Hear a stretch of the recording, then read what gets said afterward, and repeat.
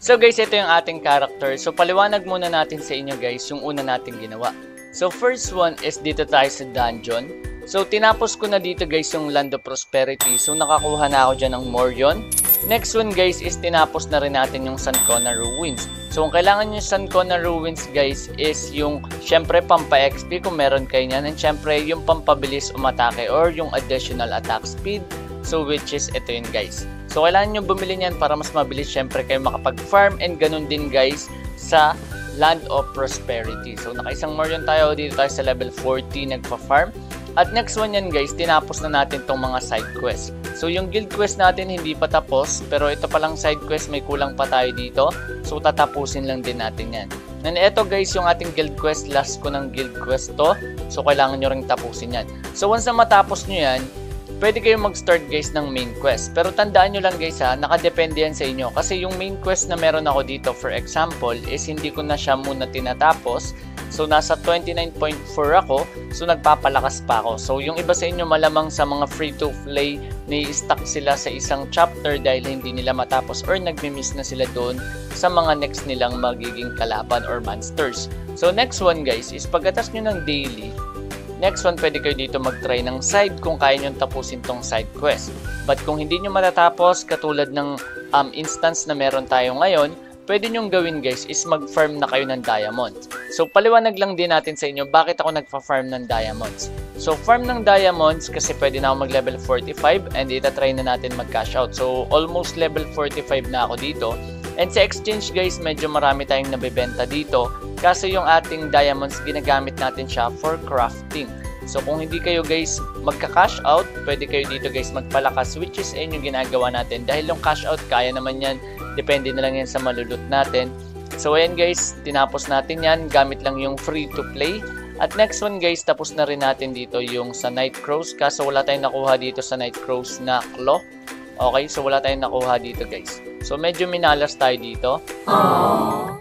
So ngayon guys, kung tapos na kayo doon sa mga diamonds na kailangan nyo, like this one, like itong gold pass kung gusto nyo i-try, pero hindi ko nga yan sinasuggest kasi nga medyo maliit lang din naman makukuha nyo. Pero kung gusto nyo bumili dito agad ng 9M, mas mapapabilis kayo dyan. And also, pwede nyo gawin is yung mga kinikita nyo sa exchange, pwede nyo ipambili ng alluvial gold pouch. So ito yung alluvial gold pouch, so nasa 105 na siya. So ako isa rin sa pinagpaparman ko is itong lugar na to.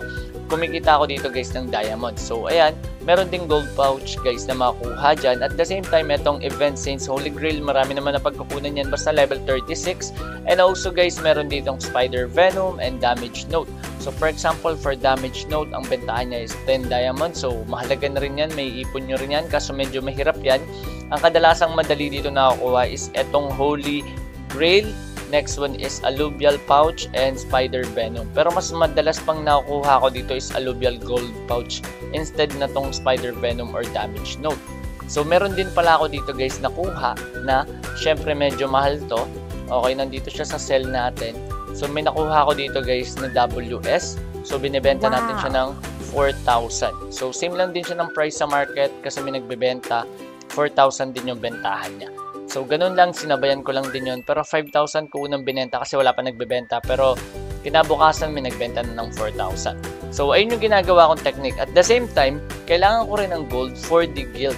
Kasi bala ko mag-donate dito guys ng 300 guys. So 3 beses ko gagawin to per day. So 900 diamonds yung kailangan ko per day para makadiretso ko dito sa advancement. So ano ba yung advancement guys? So dito sa second advancement, kailangan nyo dito guys ng mga materials. So ito yung dapat nyo paghandaan. And gagamitin nyo yung mga technique na to, yung daily routine na sinasabi natin dito para syempre guys, mas lalo kayong lumakas. So yung daily routine, kailangan nyo mag-ipon ng diamonds pagtapos na kayo sa mga quest. Mag-ipon ng diamonds para syempre makabili kayo dito ng higher seal of advancement weekly. So isang beses lang yan per week dun sa guild.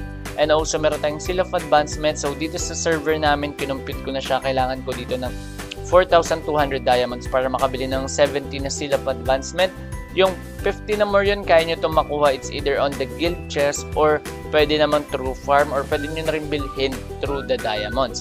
And itong gold, kaya naman itong ma-farm. So pakita ko lang sa inyo guys ha. So punta kayo ng guild, punta kayo dito sa chest, and click nyo lang itong chest details. So pwede kayong magkaroon dito, random lang to, ng silver chest. So, ang pinakamalit nyo makukuha Morion dyan is 10. So, ang pinakamalaki dito is 30. And dito naman guys, pinakamalit is 50 at ang pinakamalaki is 100. So, pwede nyo kitain yan kapag sinuwerte kayo sa guild na pinasukan nyo, pwede kayong kumita dyan guys ng Morion. So, ayun yung pinaka way nyo para syempre guys makuha nyo yung second advancement. So next one guys is meron dito sa dungeon.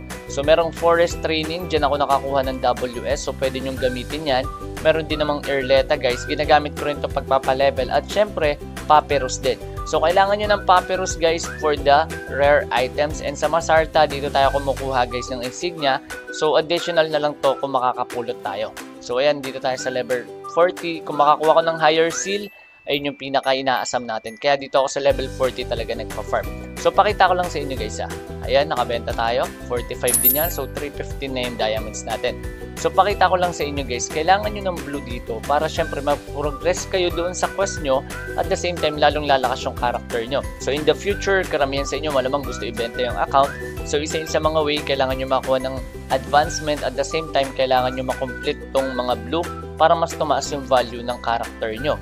So, kung may time din kayo guys, pwede nyong i-plus yan, pwede nyong i-rest yan kasi everyday naman may makukuha kayo nyan guys. So, ayun yung mga technique na pwede nyong gawin dito. Tandaan nyo lang guys, sa daily routine nyo, kailangan nandun yung goal nyo. Like sa akin, ang goal ko is yung rare items at the same time is yung second advancement. So, ayun yung mga goal na dapat nyong tingnan. So, yung iba sa inyo, baka yung magiging goal nyo is about the skills. So, about the skills, kung ayaw nyo naman ng diamonds, pwede kayo mag-farm ng gold. Pero tandaan nyo lang guys, kapag magbabago yung goal nyo, like kung gusto nyo gold, malamang malit yung diamonds na makukuha nyo, or baka wala kayong diamonds na makukuha sa pagpa-farman nyo. Like sa level 1, doon ako nagpa-farm, nag-change ako from dagger to archer. Ngayon, kung gusto nyo naman ng diamonds, pwede kayo pumunta dito sa map na to. Pero hindi ko sinasuggest guys na gawin nyo to araw-araw kasi nakadepende yan. Baka makahanap kayo ng ibang ways. Ayan, makahanap kayo ng ibang lugar kung saan mas maraming diamonds. Pero ako, ito yung ginagawa ko. Kaya hindi ko sinasuggest everyday kasi nga guys, baka may hindi pa kayo na-explore na map. And katulad ko guys, di ko pa na-explore yung ibang map dito. Pero ito yung suggestion ko, pwede kayo pumunta dito for diamond farming. So next one guys is kung hindi man gold, hindi man diamonds, pwede kayo mag-focus sa collection. So kung ang goal nyo naman is sasama nyo sa daily routine nyo, pampalakas din naman yun is yung collection. So for example, sa monster, and gusto mo ng MP regen, click mo lang yan and then click mo yung source. Makikita mo dito kung saan and ano yung kalaban na nagbibigay ng ganitong item or ganitong collection item. So for example, Bastion, Tall Forest, Meadow, at ang kalaban mo dyan is Petty Thief Archer. So click mo lang to guys, ayan. Then makikita mo na kung saan. So dito, Tall Forest, Meadow, tas pwede ka mag-TP dito guys. And pwede mo puntahan yung gitna or pwedeng pumunta ka dito mismo. So ayun, nakadepende yan sa magiging technique nyo. Pero ayun yung daily routine na masasuggest ko sa inyo. So magbabago lang siya, depende sa magiging goal nyo. So ako, ang goal ko is second advancement and also kailangan ko magkaroon dito ng mga rare items. So kung hindi naman kayo na-stuck guys sa main quest nyo, isama nyo na rin yun sa daily nyo na routine, pero malamang hindi magiging daily kasi kailangan nyo mag-improve dito ng inyong accuracy at the same time yung defense. So maraming salamat guys sa pakikinig. Kung nakatulong man itong video na ito, please do follow my social media accounts like Twitter and also subscribe to my YouTube channel. So maraming salamat guys, and malaking tulong yung pagsuporta nyo. So maraming salamat and God bless.